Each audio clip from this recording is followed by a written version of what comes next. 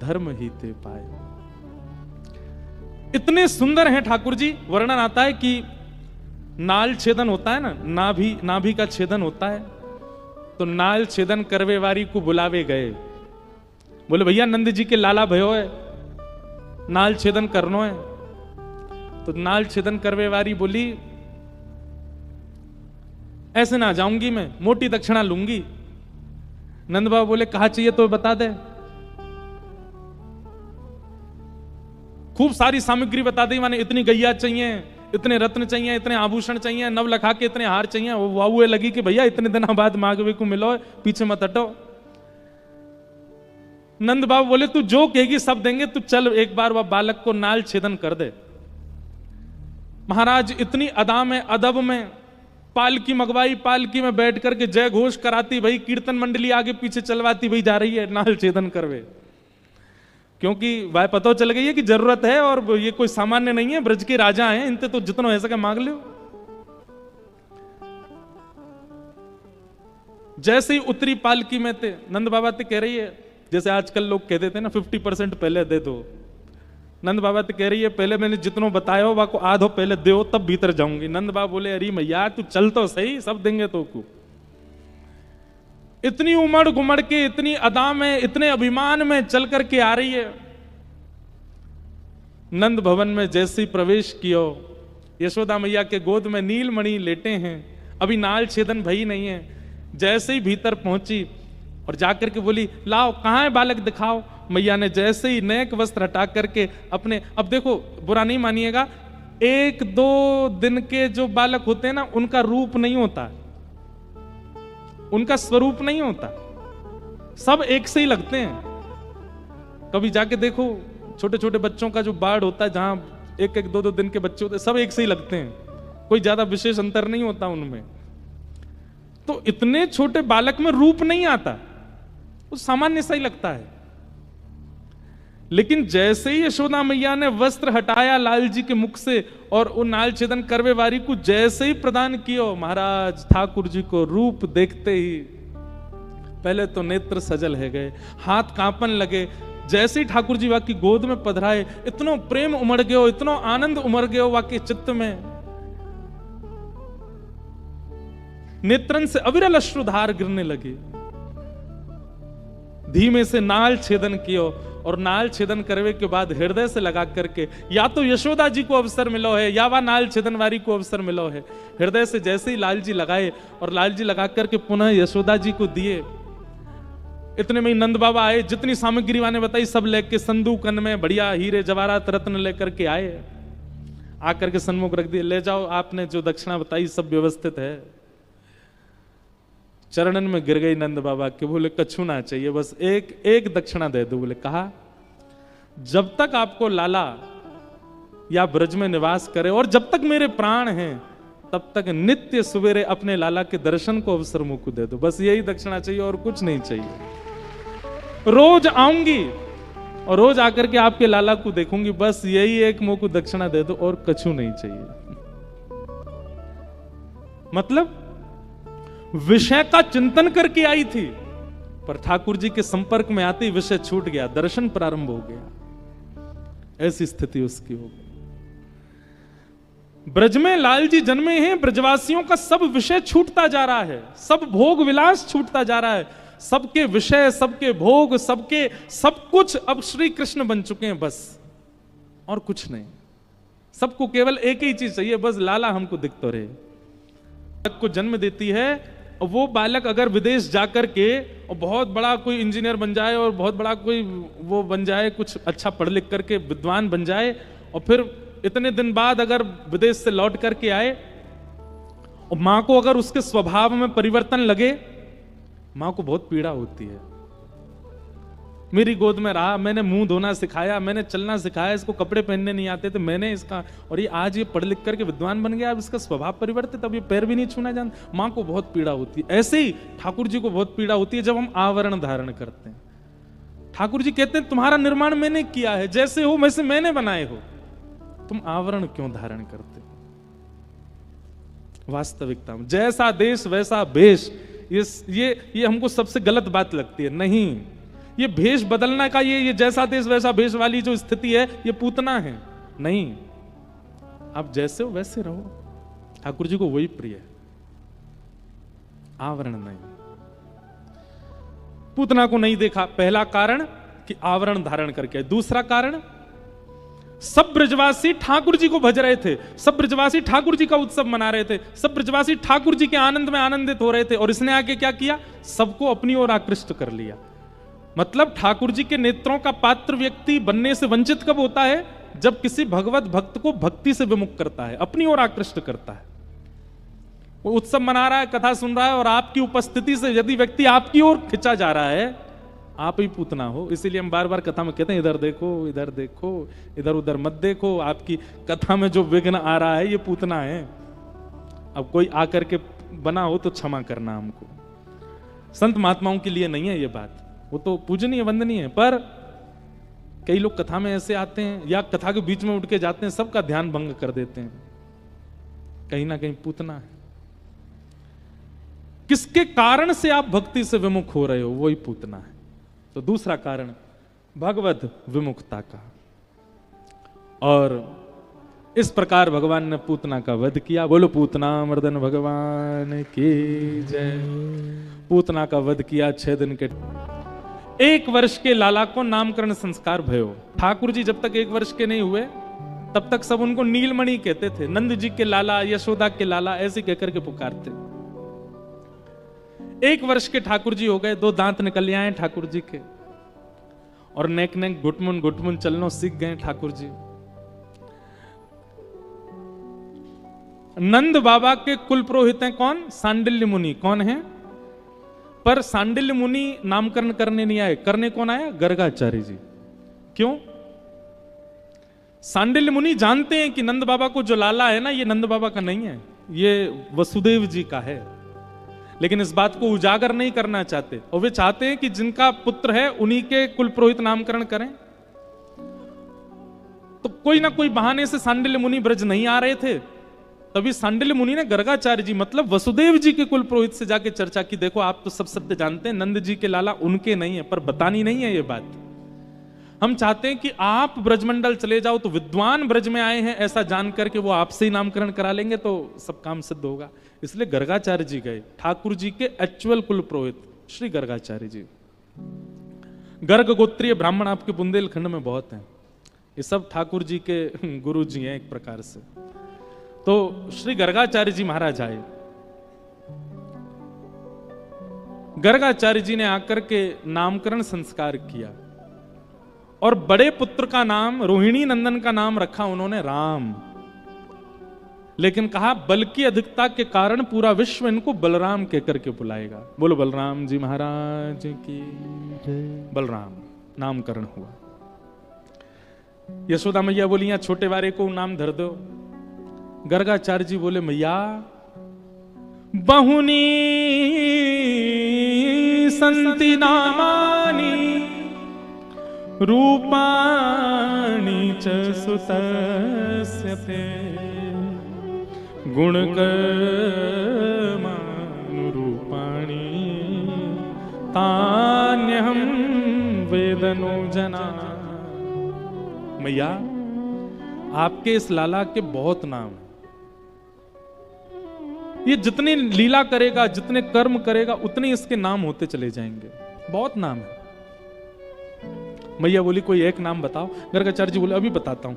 थोड़ी देर ध्यान लगा करके जैसे ही ठाकुर जी की ओर देखा तो कहते हैं गर्गाचार्य जी महाराज की श्वास रुक गई, हाथ जहां थे वहीं रुक गए, पलकें खुली रह गईं, और स्तब्ध जैसे एक मृतक शरीर होता है ऐसे गर्गाचार्य जी हो गए ठाकुर जी को देखते ही। घंटों तक गर्गाचार्य जी की श्वास नहीं आई, नेत्रों की पलक नहीं झपकी, हिले डुले भी नहीं। यशोदा मैया बोली अरे बहन रोहिणी, मुझे तो लगे जी बाबा पधार को दिखे यहीं पे, घर में ही पधार को, हमारे बाबा बाहर जाके पधार जाते, यहीं का पधार गए। जैसे ही जोर से झकझोरा गर्गाचार्य जी को, तो गर्गाचार्य जी के नेत्र बंद हुए, श्वास वापस आई। बाबा कहां भयो? वास्तव में हुआ क्या था, जैसे ही नेत्र बंद करके और ध्यान लगा करके नेत्र खोल के जैसे ही ठाकुर जी को देखा, गर्गाचार्य जी को शंख चक्र गदा पद्मधारी साक्षात श्रीमन नारायण प्रभु दिखाई दे रहे थे यशोदा मैया की गोद में। और गर्गाचार्य जी की जीभ पर हिंदी वर्णमाला के जितने अक्षर हैं वो सब एक साथ प्रकट हो गए और प्रकट होकर के आपस में युद्ध करने लगे। मानो गर्गाचार्य जी से कहने लगे हों, ठाकुर जी के नामकरण में हमारी सेवा कर दो, हमसे नाम प्रारंभ करो, हमसे नाम प्रारंभ करो। गर्गाचार्य जी ने जैसे ही देखा ये तो नारायण हैं, तुरंत गर्गाचार्य जी खड़े हो गए, दंडवत प्रणाम करने लगे। यशोदा मैया बोली, बाबा जी कहा है गो तुम्हें, तुम प्रणाम क्यों कर रहे हो? हाथ कांपने लगे, नेत्रों से अश्रुपात होने लगा, प्रश्वेत बिंदु आ गए। ठाकुर जी समझ गए, बोले जा बाबा है मेरो रूप पता चल गो है, और अब जे बाबा मैया को सब सच बताए देगो। जैसे ही गर्गाचार्य जी बोले, मैया तुम्हारी गोद में जो बालक बैठा है ये साक्षात नारायण कहने वाले थे। तुरंत ठाकुर जी ने एक क्षण के लिए मानो काल को वहीं रोक दिया हो। ठाकुर जी तो नेक में रोक दें, पूरी गीता में महाभारत को एक क्षण के लिए, कितने दिन तक गीता सुनाते रहे उतनी देर महाभारत रुक गया और सबको ऐसा लगा एक क्षण ही हुआ है। ठाकुर जी तो काल की गति रोक देते हैं, रोक दी। तुरंत गर्गाचार्य जी को बताया, बोले हे गर्गाचार्य जी मैया को मत बताओ मैं कौन हूं।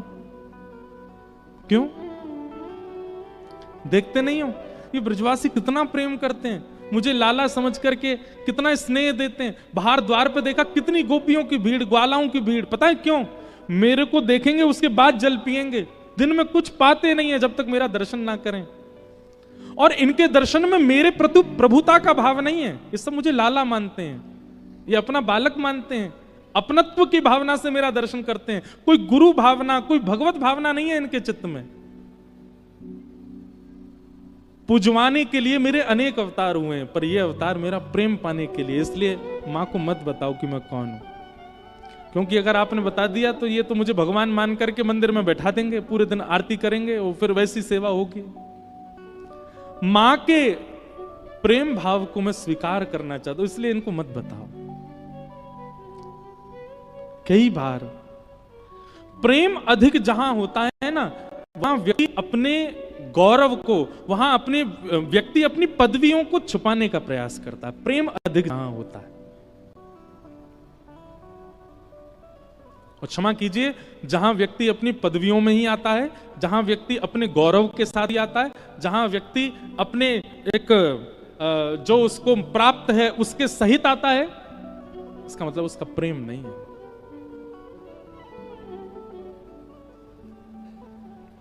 आपके पास बड़ी गाड़ी है, आपके पास महल जैसा घर है, पर फिर भी आप अपने प्रेमी से मिलने के लिए साइकिल पे ही चले गए, सहज भाव से ऑटो में ही बैठ के भाग गए। कितनी बार ऐसी कथा होती है, हम अपनी एक बात बता रहे हैं, कितनी बार ऐसी कथा होती है, हम खुद ही स्कूटी चला के चले जाते मंच पे, सीधे उतरे व्यास मंच पे बैठ के कथा सुनाई, फिर स्कूटी में बैठ के घर। अब तो नहीं कर पाते ऐसे, तो बीच में ही चित्र हो जाए हम, लेकिन पहले एक आध बार ऐसी कथा भी करी है। बल्कि नाथद्वारा में ही लाल जी का प्रथम उत्सव था, मैं ऐसे ही जाता था, गली थी छोटी छोटी, खुद ही स्कूटी चला। लोग कहते थे व्यास जी ने थोड़ी मर्यादा में आया करो। मैंने क्या मर्यादा, मर्यादा मंच पर बैठने के बाद ध्यान रखिए, पर ये कोई सहजता से आना, इसमें कोई मर्यादा है? सहज होना, सरल होना, थोड़ा बिल्कुल सरल भाव रखना, इससे तो और प्रेम बढ़ता, आपका प्रेम दिखता है, आप कितने प्रेमी हो। और ठाकुर जी से हमने ये सीखा, बहुत सरल है। गर्गाचार्य जी के आगे हाथ जोड़ रहे हैं, नाथ मां को मत बताओ कि मैं परमात्मा। इन गोपियों को नहीं पता चलना चाहिए कि मैं ईश्वर हूं। ये मुझे सहज बालक माने, मुझे वही चाहिए। और एक क्षण के लिए ठाकुर जी ने स्तब्ध करते हुए पुनः वापस काल प्रारंभ कर दिया। और गर्गाचार्य जी इतना बोल चुके थे कि आपकी गोद में जो बालक बैठा है ये साक्षात नारायण। और नारायण कहकर के रुक गए। यशोदा मैया बोली, क्या बोले आप, साक्षात नारायण? नहीं मैया, नारायण समूह गुणई, नारायण जैसे गुण वाला है आपका लाला, नारायण नहीं है ये परमात्मा नहीं है, भगवान नहीं है। पर हां, आपका लाला कोई अद्भुत लीला करे तो आप ज्यादा आश्चर्य मत करना, इसमें नारायण जैसे गुण हैं। ठाकुर जी मंद मंद मुस्कान लगे, हाँ बस इतना ठीक है, बस मां को मत बताओ कि मैं ईश्वर हूं।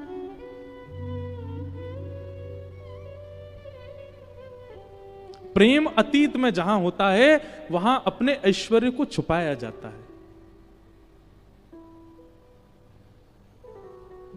और जहां ऐश्वर्य से ही रिझाया जा रहा हो, जहां ऐश्वर्य की ही प्रधानता हो, पदवियों की प्रधानता हो, प्रेम नहीं है वो।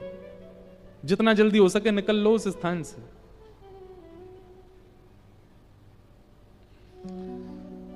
छोटे से गोपाल जी, देव की यशोदा मैया बोली नामकरण करो लाला को। तब आसन वर्णास्त्रयो ह्यास्य गुह्यतो तनुयुगम शुक्ले रक्तस्तथा पीत इदानीं कृष्णतां गतः। मैया, आपका ये बालक पहले भी जन्म ले चुका है। पहले कभी ये श्वेत वर्ण का था, कभी रक्त वर्ण का था, कभी पीत वर्ण का था। इस बार ये श्याम वर्ण का है, इसलिए आपके लाला का नाम मैं कृष्ण रखता हूं। कृष्ण का मतलब श्याम स्वरूप। आपके लाला का नाम कृष्ण रखता हूं। बोलो बाल कृष्ण लाल की। कृष्ण नाम सुनते ही यशोदा मैया आनंदित हो गई। हाँ, आपने बढ़िया नाम रखो मेरे लाला को, कृष्ण। कृष्ण शब्द का मतलब वर्ण भी होता है, और कृष्ण एक स्वभाव भी है। कैसा स्वभाव? कर्षतीत कृष्ण, जो सबको अपनी ओर आकर्षित करे, उनका नाम है कृष्ण। ठाकुर जी का नामकरण हुआ। अब ठाकुर जी नेक नेक मैया की उंगली पकड़ के खड़ो हैं, नो सीख गए हैं। धीमे धीमे चरण आगे धरते हैं, चलना सीख रहे हैं। जैसे ही ठाकुर जी खड़े हो जाते हैं, सोई यशोदा मैया अपनी उंगली हटा लेती हैं, और खड़े खड़े ठाकुर जी दोनों भुजा उठा करके आगे कभी पीछे अपने आप को संभालते हैं। आकाश मार्ग से देख करके देवता सब बलैया लेते हैं। वाह, पूरे विश्व को धारण करने वाला आज स्वयं धारण होना सीख रहा है। और धीमे धीमे ठाकुर जी गिर जाते हैं, रोने लग जाते हैं, मोटे मोटे आंसू निकलते हैं। यशोदा मैया आती है, फिर जहां ठाकुर जी गिर जाते हैं उसी धरती को मारती हैं। अच्छा, जाने मारो मेरो लाला, या कि पिट्टी कर दूं? हाँ मैया, या को पीट है। ठाकुर जी भी स्वयं मारते हैं फिर उसको। ऐसे ठाकुर जी लीला कर रहे हैं। एक दिन एक अद्भुत लीला हुई। क्या? विक्रेतु कामाखिल गोपकन्या मुरारी पादार्पित चित्त वृत्ति दध्यादिकं मोहवशाद्य बुच्य गोविंद दामोदर माधवेति। ठाकुर जी अब धीमे धीमे चलना सीख गए। मैया लाला को वस्त्र नहीं पहनाती है, आभूषण पहनाती है। आभूषण में ही ठाकुर जी ढक जाते हैं थोड़े बहुत, नीचे कुछ पहनते नहीं है, नंगे ही घूमते हैं पूरे दिन। और केवल केश गूंथ करके सुंदर घुंघराले केशों को यहां बांध के एक मोती की लड़ बांध देती हैं, और उसमें एक मोर पिच्छ लगा देती हैं। अच्छा, यशोदा मैया का एक इतना सुंदर भाव है। यशोदा मैया क्या करती हैं? सुबह उठती हैं, स्नान ध्यान करके और सब घर के कामों से निवृत्त होकर फिर ठाकुर जी को उठाती हैं। और उठाने के बाद मैया नहवाती नहीं है लाला को, तो अपने सुंदर वस्त्र पे ही जल लेकर के निचोड़ के, गीले गीले जल हो जाते हैं उससे मुख पोंछती हैं, नाक पोंछती हैं, माथा पोंछती हैं, गला पोंछ के सर्वांगीण अंग पोंछ देती हैं। और पोंछने के बाद फिर ठाकुर जी का सर्वांगीण श्रृंगार करती हैं। आंखों में काजल लगाती हैं, तिलक लगाती हैं, केश गूंथ करके सुंदर जूड़ा सा बना देती हैं, उस पर मोर पिच्छ लगाती हैं। ठाकुर जी को सुंदर सुंदर आभूषण पहनाती हैं, हाथों में बाजूबंद, कड़ूला आदि सब पहना करके ठाकुर जी को सुंदर तैयार कर देती हैं। और सुंदर तैयार करके फिर मैया ने दूर जाती हैं, और दूर जाकर के फिर लाला की आरती करके नजर उतार करके बलैयां लेती हैं। और बलैयां लेके फिर क्या करती हैं? फिर लाला को गोद में बैठा करके नेक सो काजल ऐसे फैला दें, यहाँ पे कानन के कुंडल टेढ़े मेढ़े कर दें, वस्त्र आभूषण जितने भी हैं सबको इधर उधर उलझा देती हैं, केश थोड़े थोड़े खोल देती हैं, मुखमंडल पर आ जाते हैं। लालिमा जो ओष्ठ के आसपास लगी उसको ऐसे फैला देती हैं, थोड़ी रज लेकर के मुख पे लगा देती हैं, बुरे बाबड़े कर देती हैं लाला को। क्यों? कोई की नजर ना लगे। अब चलो जा बाहर। सुंदर श्रृंगार करके और ठाकुर जी को बिगाड़ के फिर छोड़ती हैं बाहर। सब गोपी कहें मैया, एक तो तुम्हारो लाला इतना सुंदर, ये तो बुरे श्रृंगार में भी सुंदर लगे, लेकिन तुम ने आराम से श्रृंगार करे करो। कभी आको काजल फैलो भयो, कभी आके मोती लड़ गिरी भई, कभी आके केस ऐसे मुख पे आए रहे, कभी आके गली की माला इतर बितर रहे, नहीं ढंग से कर दे करो। मैया बोली कोई जरूरत ना, ऐसे ठीक है, ज्यादा सुंदर बनाऊंगी तो नजर लग जाएगी मेरे लाला है। स्वयं दर्शन करती हैं केवल सुंदर लाल का। गोपीन के काजे तो बुरो बाबड़ो बनाते हैं ठाकुर जी। ऐसे ठाकुर जी। एक दिन ठाकुर जी भीतर बैठे और तभी एक गोपी बाहर से जा रही है, हल्ला करती, भाई अरे कोई आम ले लो, कोई सेब ले लो, कोई अमरूद ले लो, कोई केला ले लो, फल बेचती भाई जा रही है। आंगन में यशोदा मैया कछु कर रही हैं और ठाकुर जी पास में ही खेल रहे हैं। ठाकुर जी ने जैसी आवाज सुनी, आवाज सुन करके अभी बोलना ना जाने, धीमे धीमे तोतली वाणी में मैया के पास गए और मैया से जाके इशारों करने लगे, ये फल बेचे वाली जो जा रही का मुंह फल लेनो है। यशोदा मैया ने फिर बैठा दिया ठाकुर जी, कहां जाएगो, मत जावे। ठाकुर जी फिर उठ के खड़े हो गए, फिर मैया के पास गए, मुंह फल लेनो है। ठाकुर जी बोले, मैया बोली लाला फल ऐसे ना मिलो करें, धन देनो पड़े फलवारी इनको, धन नहीं तो अनाज देनो पड़े तब जाकर के फल मिले। ठाकुर जी बोले मैं दे आऊंगा, मुझे जान दो। मैया बोली अच्छा चल जा, फल खरीद के ला, आज मैं देखूं तू कैसे लावेगो। सो ठाकुर जी पहले तो अनाज घर में गए और वहां जाकर के छोटे छोटे हाथन में ठाकुर जी ने ऐसे अनाज भर लिए। नेक्स्ट से लाला 1-1.25 साल के हैं, अभी चलना सीखे हैं बस। हाथन में अनाज भर लियो और अनाज भर के अब ठाकुर जी फल लेवे जा रहे हैं। तो अनाज तो भर लिए लेकिन यहां से हाथ ऐसे खुले हुए, सब अनाज नीचे गिरतो जा रहा है।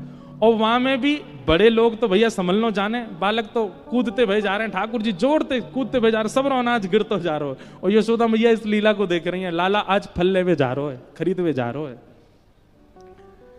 जैसे ही नंद भवन के सामने थे वो गोपी निकली, तोतली वाणी में ठाकुर जी चिल्ला रहे हैं, अरे फल वाली रुक जा, अरे नेक रुक जा। और उसका स्वर जैसे ही सुना है, ठाकुर जी का स्वर, जैसे ही देखा नन्हे से गोपाल जी, केश घुंघराले फैले हुए हैं, सुंदर आभूषण पहने, हाथ में गेहूं लेकर के दौड़ते उछलते जा रहे हैं, सबरे गेहूं फैलते जा रहे हैं। और इतनी तत्परता फल लेने की ठाकुर जी के मुख पर दिख रही है। उस छवि को देख करके वो फल बेचेवारी तो मोहित है गई लाल जी पे। विक्रेतु कामा खेल गोप कन्या मुरारी पादार पित चित्त वृत्ति, उसकी चित्त वृत्ति लग गई ठाकुर जी के चरणों में, बैठ गई, थोड़ी पे हाथ धर के ठाकुर जी को दौड़ते आते हुए देख रही है। ठाकुर जी समीप गए और समीप जाके हमें फल दे दे। गोपी ने हाथ आगे किया, पहले कछु दो। सो ठाकुर जी के हाथ से सबरे गेहूं फैल गए, एक गेहूं को दानो बचो बस। सुवाकू लेकर करें ले, जाके बल में जितना आवे दे दे। और एक गेहूं को दानो लेकर के गोपी ठाकुर जी को देख रही है और रूप माधुरी को देख करके आनंदित हो रही है। गोपी बोली अरे इतनी दक्षिणा, इतनी दक्षिणा तो मैं बहुत कुछ दे दूंगी। ठाकुर जी बोले ना, इतना दे दे जितना मेरा पेट भर जाए, बस इतना दे दे। अब वो सखी क्या कर रही है, ठाकुर जी तो बोली थैला लाए संग में। ठाकुर जी बोले थैला के बराबर तो हम ही हैं, कहां थे थैला ला में, ऐसी दे दे। एक फल हाथ में दे दिया, छोटे छोटे हाथ, फलन ते छोटे तो हाथ हैं लाल जी के, एक आम ले लियो, एक में सेब ले लियो। अब गोपी बोली ये वाले हाथ उठाओ। ठाकुर जी ने ऐसे उठाओ, एक केला यहां लगा दियो, बोले अब हाथ नीचे कर लो, ऐसे कर रहे हैं। दूसरों केला यहां लगा दियो, तीसरों यहां फल रख दियो, ऐसे ठाकुर जी के हाथ सबरे फलन में कर दिए। ठाकुर जी ने कमर पे एक कपड़ा बांध रखो, वो कपड़ा खोल करके वहां में खूब सारे फल खोस के एक घुर्र गांठ बांध दी, कर्री गांठ। सो ठाकुर जी के पेट पे फल बांध दिए। थोड़े छोटे छोटे कछु अंगूर हैं, वो ठाकुर जी के केशन के बीच में लगा दिए। एक आध कोई सामग्री यहां लटका दी। ठाकुर जी इतने सुंदर लग रहे हैं, उनके रूप माधुरी को देखकर के वो फल बेचने वाली तो मोहित ही हो गई। ठाकुर जी जैसे ही नंद भवन जाने लगे, उसके तो मानो जैसे प्राण निकलने लगे। दौड़ते दौड़ते ठाकुर जी जा रहे हैं, कहीं से आम निकल के गिर रहे हैं, कहीं से केला गिर रहे हैं, कहीं से सब गिर रहे हैं। यहां आए थे तो एक अनाज का दाना हाथ में, नंद भवन पहुंचे तो भी एक ही फल लेके पहुंचे, सब गिर आए रास्ता में। गोपी उस स्वरूप को देख करके जैसे ही आगे बढ़ी, फल लेकर के चलने लगी। अब ये नहीं कह रही है आम ले लो, अमरूद ले लो, केला ले लो, अब तो कह रही है कोई घनश्याम ले लो री, कोई नंदलाल ले लो री, कोई घनश्याम ले लो री, कोई नंदलाल ले लो री। पूरे नगर में भ्रमण कर रही है, नंदलाल ले लो, घनश्याम ले लो, कृष्ण ले लो, मुरारी ले लो। ऐसा रूप है ठाकुर जी का। कहां तक वर्णन करें, इतनी लीलाएं हैं श्री ठाकुर जी की ब्रज की। 11 वर्ष 56 दिन में ठाकुर जी ने उस प्रेम के समुद्र को प्रकट कर दिया वृंदावन में, जिसमें आज तक गोते लगा रहे हैं और लाखों वर्षों तक गोते लगाते रहेंगे लोग। वह प्रेम का सरोवर है।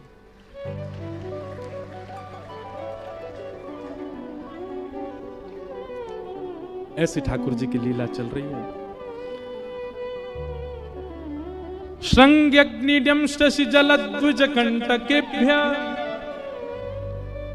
लीला क्रीड़ा परावति चलौ स्वसतो निषेद्धुम ग्रह्याणि कर्तुमपि यत्र न तज्जनन्यो शोकातयापतुरनं मनसो वसस्थान। ठाकुर जी विविध विविध लीलाएं कर रहे हैं, उन सबका वर्णन यहां किया गया है। हम सबको प्रणाम, बस श्लोक गा के प्रणाम कर दे रहे हैं। ब्रज लीला है तो बहुत सुंदर। ठाकुर जी कभी सींग से लटक जाते हैं गैयाओं की श्रृंगी, कभी अग्नि से खेलते हैं, कभी द्यमष्टि रोने लग जाते हैं मैया के पास जाके। मैया के काय को रो रहा है? बोले मैया मैं इतना बड़ा है गयो, मेरे सबरे दांत काय को ना निकल रहे, 4 ही निकल के आए हैं अभी तक।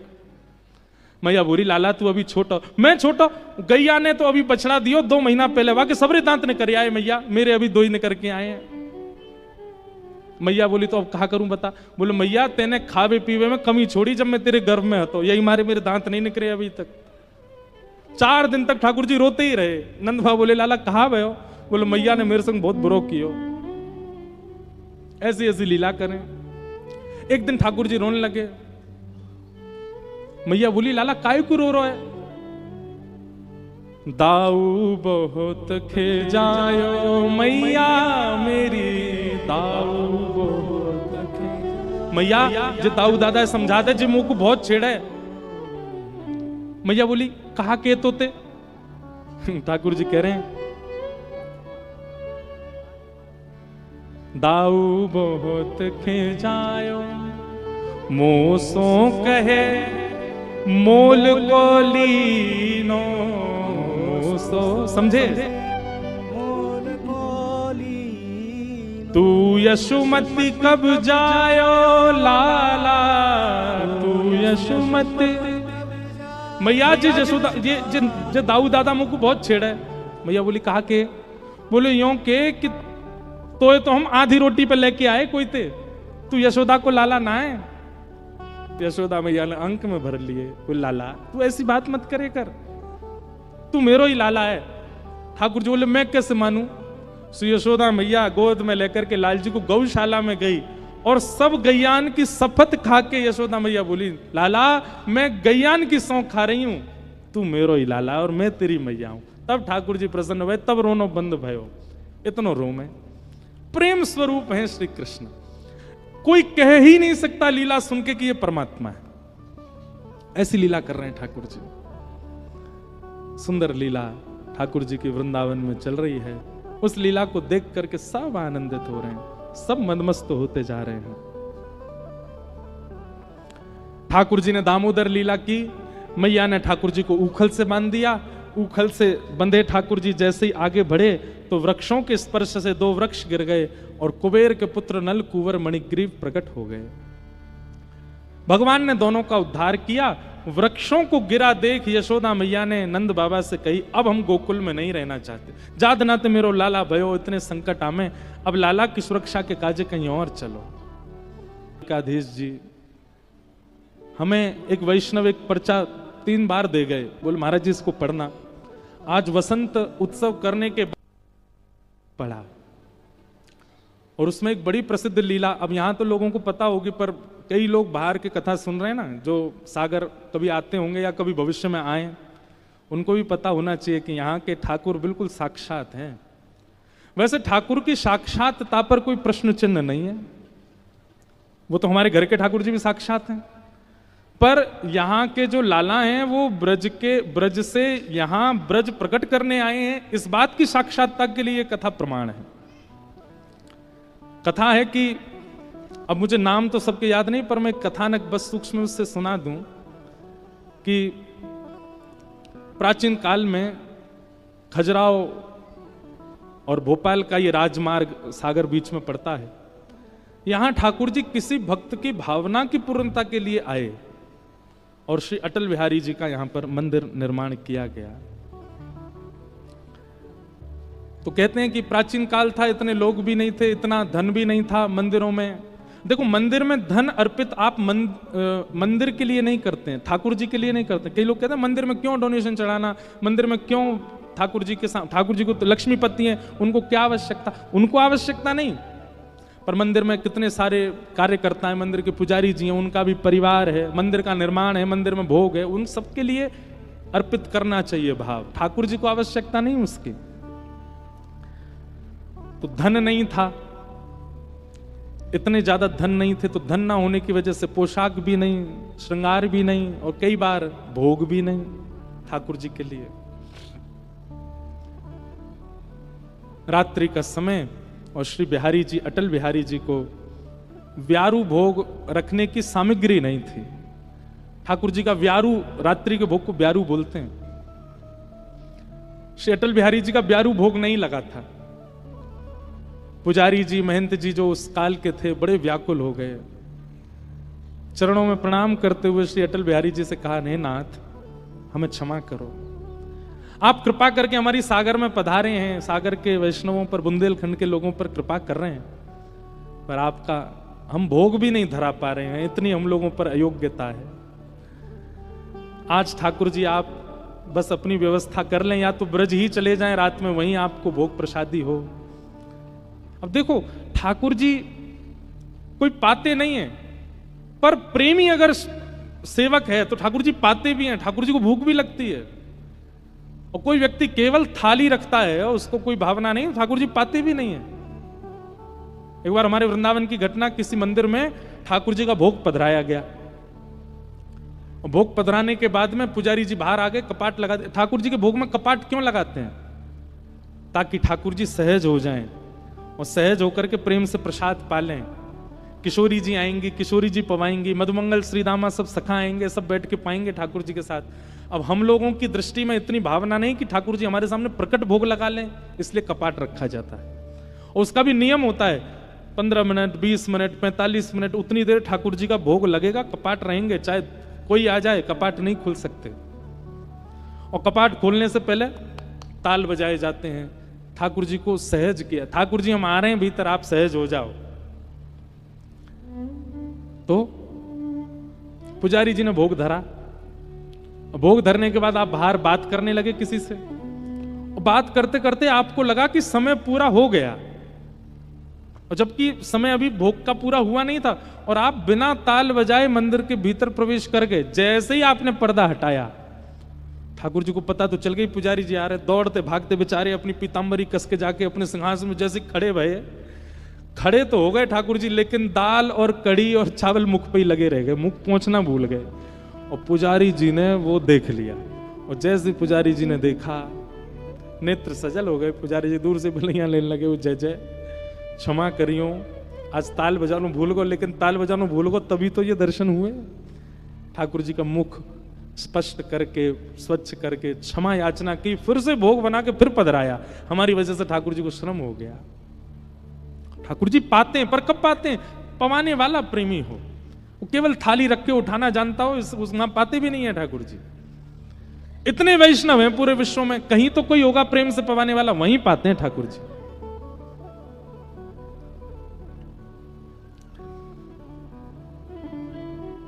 तो सागर में अटल बिहारी जी को व्यारू भोग नहीं धरा गया, व्यवस्था नहीं थी।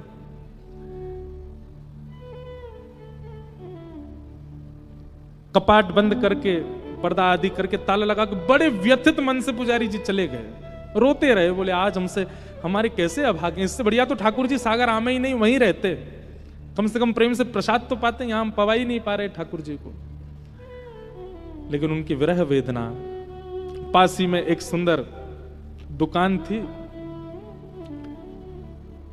आज सुबह से वहां कोई आए भी नहीं थे ऐसे प्रसाद लेने वाले।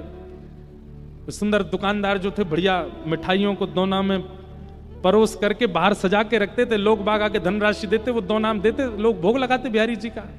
पर आज कोई दर्शनार्थी नहीं आया सुबह से। अचानक से शाम का समय, रात्रि का समय, मंदिर आदि बंद हो गए, दुकानें सब, बाजार बंद होने लगा। तो जिनकी मिष्ठान की दुकान थी वे भी अपनी दुकान बंद करने लगे। तभी एक बढ़िया सेठ साहूकार का रूप, बढ़िया सुंदर, गले में स्वर्ण पहने हैं, अंगूठियां पहनी हैं, कड़ूला पहने हैं, हाथन में कानन में कुंडल, और बढ़िया कोई जैसे मानो सेठ हो कोई, ऐसा रूप धारण करके कोई आए और आकर के कहा, भैया क्या दाम है, कितने शेर आपके यहाँ मिलती है मिठाई। पहले तो रूप देख करके वो बोले कि कोई सामान्य रूप, सामान्य किसी व्यक्ति का रूप तो नहीं लगता, बड़े सुंदर हैं। दोबारा पूछा, अरे भैया आपसे पूछ रहे हैं क्या भाव लगाई है मिठाई। बता दिए जो भी उस समय का मूल्य था, वो इतना है, इतने रुपया एक दोने का है, आप ले लीजिए। आपने दोना उठाया और उठा करके जैसे ही अपनी जेब में हाथ डाला तो रुपया था ही नहीं। आपने कहा, भैया हम रुपया तो भूले आए घर पे, हम क्या दें आपको। इतना सुंदर रूप था उनका, इतनी उनकी उपस्थिति इतनी सकारात्मक थी कि वे मिठाई वाले भैया बोले, कोई बात नहीं आप ले जाओ, धन तो कभी दे देना आप, कोई बात नहीं। नहीं नहीं नहीं, ऐसे नहीं पाना चाहिए, कुछ तो देंगे हम आपको। खूब मना किया, बोले कोई बात नहीं आप फिर कभी दे देना, पर नहीं हम तो दे के जाएंगे। और तभी उन सज्जन व्यक्ति ने अपनी एक अंगूठी हीरा की उतार के धर दी। बोले महाराज जो अंगूठी रख लीजिए। और इसके, अरे भैया अंगूठी तो बहुत मूल्यवान है, इतने की तो कोई मिठाई नहीं पाई आपने, आप ये मत दे के जाइए। बोले नहीं नहीं आप रखिए। और ऐसा कह करके वो मिठाई खूब मना करते रहे, पर नहीं, दे के चले गए। उन्होंने भी सोचा पता नहीं, बड़ा अद्भुत व्यक्ति, जिसके रूप से, उस उपस्थिति से इतना आनंद हो रहा था। अंगूठी ले गए, ले जाकर के अपनी तिजोरी में घर पे रख दी, सो गए। सुबह का उनका नियम, रोज आके अटल बिहारी जी के दर्शन करते, फिर अपनी दुकान खोलते। आकर के जैसे ही दर्शन करने आए तो भीड़ लगी थी लोगों की। भीतर प्रवेश करके जैसे ही पूछा तो सब लोग व्याकुल। उन्होंने पूछा क्या हुआ, इतनी भीड़ कैसे आज सुबह। बोले भैया पुजारी जी कह रहे हैं कि रात्रि में ठाकुर जी को ब्यारू भोग नहीं लगा, कोई सामग्री भोजन की पधराई नहीं गई, पर सवेरे जब ताला आकर के खोला है तो सामने 2 दोनान में मिठाई रखी है और ठाकुर जी के हाथ की निज अंगूठी वो अंतर ध्यान है, कोई चोरी कर ले गया है। लेकिन आश्चर्य की बात यह, चोर भी आया था तो ताला तोड़ा होगा, ताला तो टूटा ही नहीं है, यथावत लगा है। फिर कैसे यह घटना घटी। दुकानदार ने जैसे ही देखा दोने की ओर और अंगूठी का चिंतन जैसे हुआ तो सोचने लगे कि रात्रि एक घटना घटी है, कोई व्यक्ति हमसे प्रसाद लेके गया, भेंट में अंगूठी दे गया, कहीं ऐसा तो नहीं है कि बिहारी जी की लीला हो। आपने तुरंत दौड़ करके अंगूठी लेकर के आए, आकर के पुजारी जी को देखी, यही अंगूठी है क्या ठाकुर जी की। देख करके पुजारी जी बोले हाँ यही अंगूठी है। यह सुनते ही वे भावुक हो गए, बोले अरे भैया आपने कल भोग नहीं धरा ठाकुर जी को, और आप इतने व्याकुल हो गए जाकर के कि आपकी व्याकुलता के कारण ठाकुर जी ही आए और आकर के अपनी अंगूठी भेंट दे करके प्रसाद लेकर के गए, रात में ब्यारू भोग पाया। तो भैया सागर वारे धन्य हो, हमारे वृंदावन चंद यहां भी बैठे हैं और पूरी लीला